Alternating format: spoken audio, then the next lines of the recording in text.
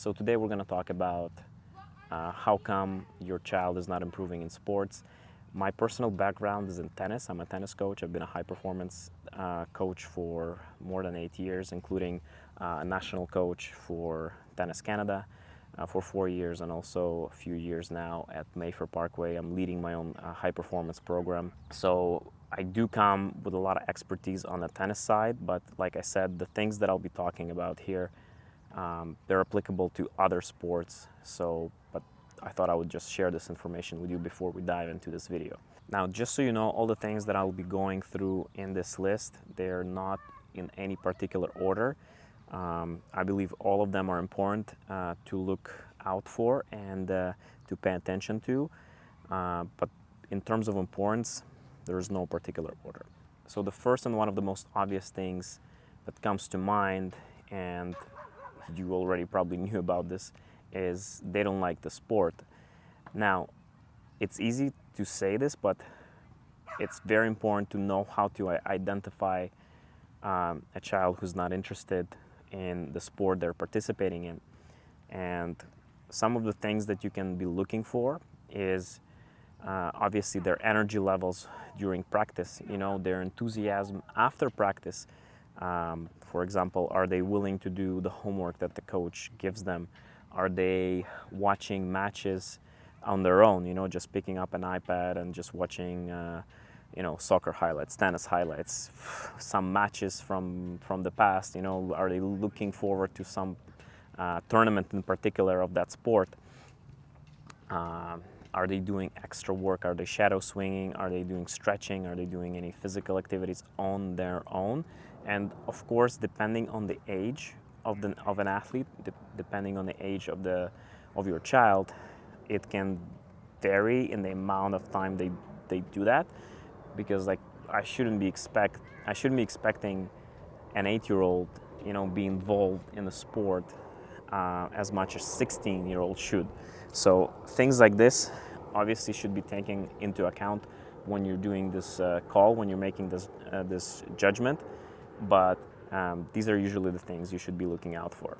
Once you see, or maybe start seeing a certain pattern, start seeing that maybe there is a chance that my child doesn't like the sport, this is kind of like a red flag for you to perhaps start finding other activities that your kid will be much more engaged in.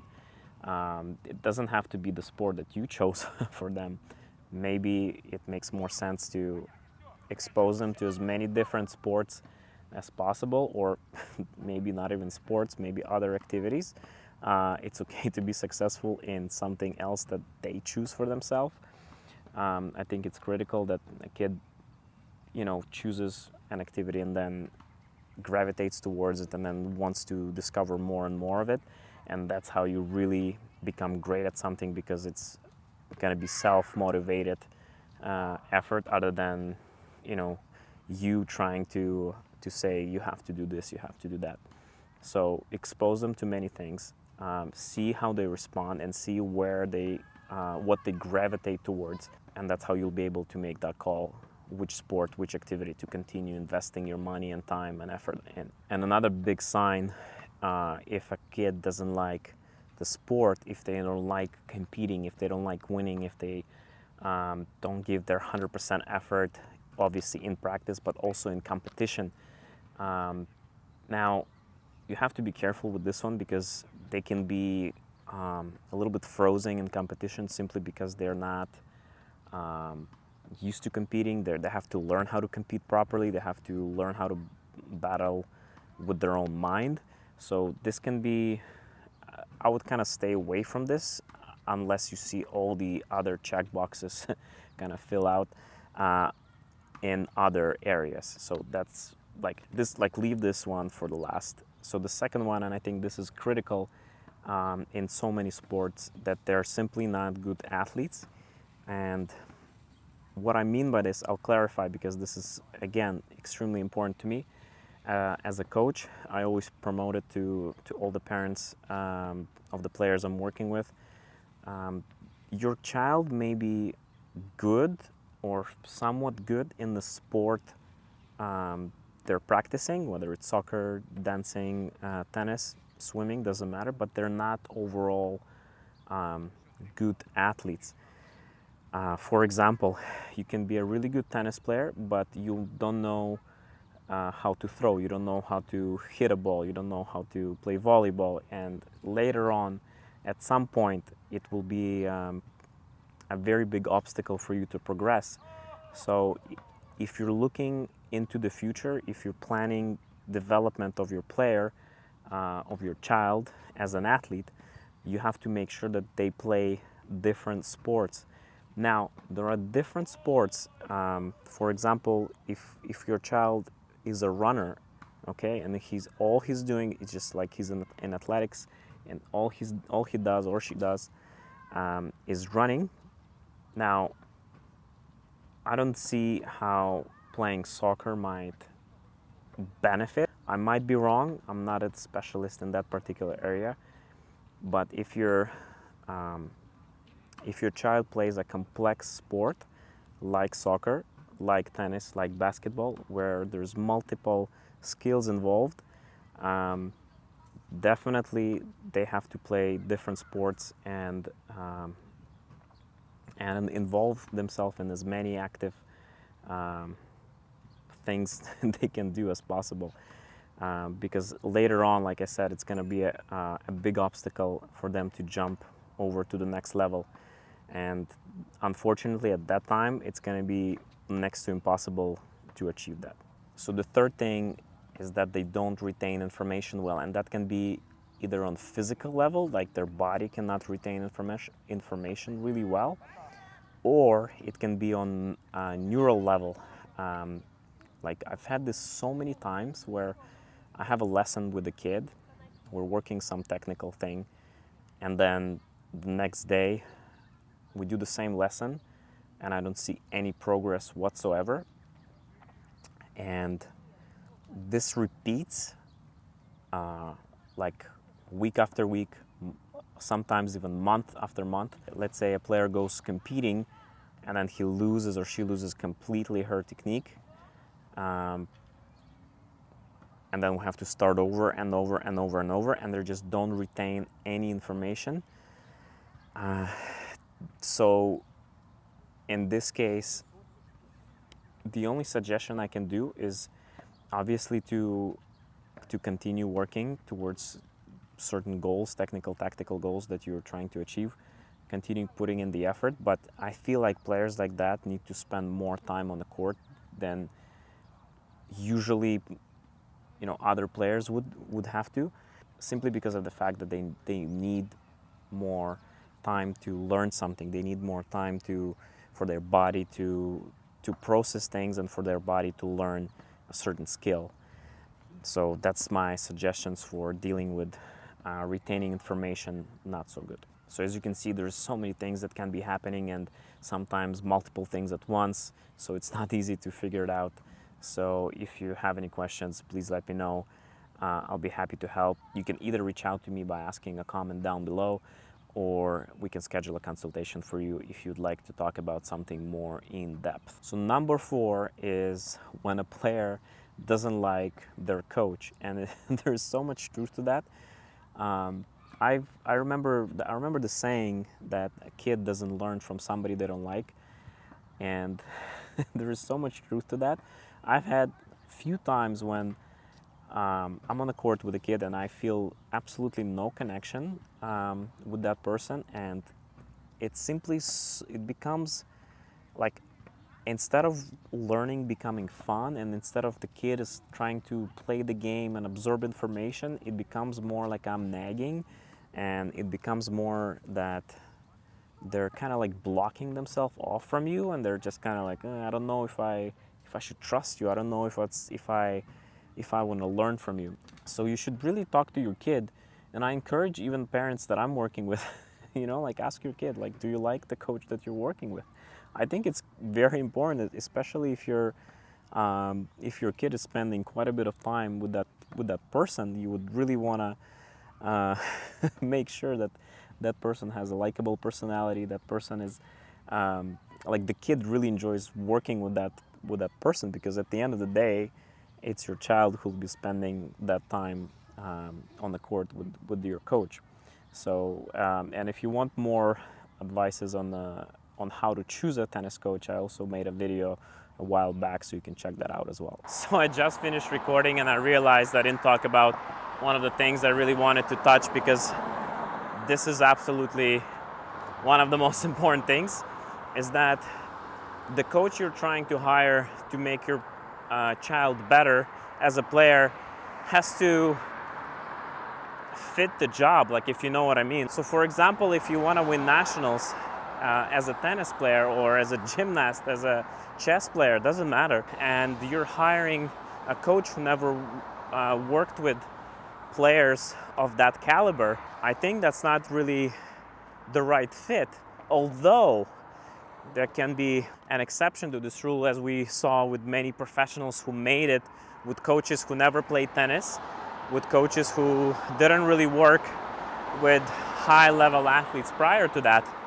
So there is a possibility, if your child has really good connection with that coach, like he absolutely listens, or she listens to what the coach says and does just like blindly, and the coach is really imposing good values and fundamental values that will set your child to success, that can work. But I think it's more an exception to the rule.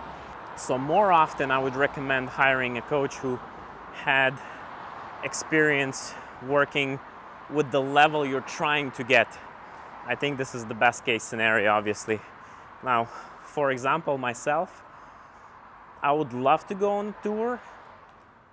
Reach out to me if you want to go on a tour with me. But my expertise is with kids under 18. Most of my coaching career, I've done that. So I feel very comfortable working with U18 players, because I know priorities for every age group. I've seen international level. I know where they have to be at certain age. You get the idea? So now we're cutting back to me sitting under the tree and talking about other stuff. Number 5 is that their head is simply not in the right place. And what I mean by that, and most likely you're gonna see it happening with teenagers and like athletes that start going through puberty, that go through puberty, because there is all of a sudden so much stress in their life that they never had before. It can be a lot of exams, so the school is getting tougher, you know, like, and there is also these relationships at school, off the school, that they're all of a sudden part of. Girls start liking boys, boys start liking girls, vice versa, and all of a sudden it's like there is this tension, you know, there is this drama that evolves.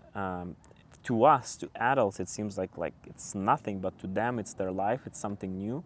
So there's a lot of energy that they spend dealing with all that stuff. So this, I'm telling you, like, especially like before important tournament, during their exams, when they're going through tough phase in their relationship, you can see a drop in their performance because they just deeply care about other things, and that's okay. I think it's not a matter of just blocking that part of their life away from them. It's about trying to understand, trying to talk about it, trying to help them resolve any issues that they might have, and just, you know, like, the least we can do is just give them some time to figure this thing out on their own, because, you know, that's part of their life. They'll be dealing with that kind of stuff even if they're like 20, 22, when they're on the road, so might as well just learn how to deal with it right now. So for this one, I decided to combine it in two, and it obviously depends on the player, but they can simply not train enough for the goal they set. Like, for example, if you're a parent and you want to see your child winning national championships and you're practicing 2 hours a day, well, I just think that it's unrealistic and, quite frankly, unfair to ask of your kid and of your coach to see better results or higher results than what you can expect from playing 2 hours a day. I mean, 2 hours a day to me is recreational, and sorry, 2 hours a week, my bad. 2 hours a week is simply recreational. What I like saying is that you're playing certain amount of hours, you're investing a certain amount of hours in your game per week, and you will be always improving at that rate. So if you're playing 2 hours a week, you're going to be improving at 2 hours per week rate. That's your improvement rate. If you're playing 17 hours, you're going to be improving obviously faster. Now there is fine balance to that, because you don't want to undertrain and you don't want to overtrain, and that's why you're hiring a professional tennis coach to work with your child, to know, the right amount of hours for them to play based on their goal, based on your goal. So if you aren't sure how many hours your child should play, talk to your coach, discuss your goals, your child's goals, and maybe you guys can definitely come up with some number to strive for, especially in the summer. Like in some countries like Canada, it's tougher to play in the winter. It's tougher to put in more hours in the winter because of the court time. It's more expensive. It's tougher to find. We have less indoor courts. But in the summer, there's no excuse. There's public courts. You can play anytime, anywhere. So definitely, in terms of undertraining, you can compensate it a little bit in the summer. But again, you still have to be careful how to do it, because you don't want to go from like 2 hours to 20 hours too fast. You have to build it up. So talk to your coach about it. And on contrary, you can see decrease in performance because your child is simply overtraining, because they're mentally tired, so they cannot absorb any information. They're physically tired, so they're just like they're like literally like zombies, because they cannot retain any information. They cannot be motivated, because all they think about is just stress. So they just go through motions during their practices. They couldn't care less. And when I see an athlete like that, you cannot not really teach anything to them, and you cannot really motivate them. It's just, you stare in their eyes and you just see emptiness and desire to rest. So again, same thing, talk to your coach and figure out the best amount of hours based on your goal. And the last thing that I'll be talking about today is simply, by having wrong training environment, your child cannot be improving as fast as you wish they would. What I mean by training environment is coach, which I briefly talked about.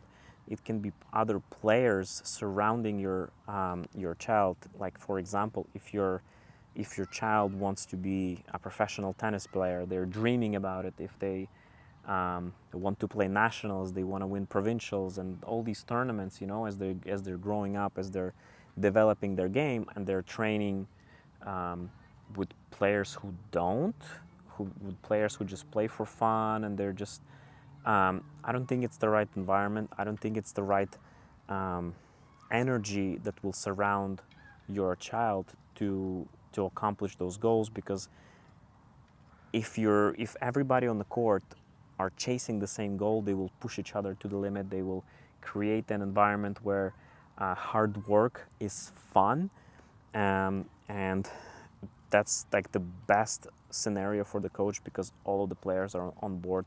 You can push them to maximum and they will respond in a positive way. So look out for these things.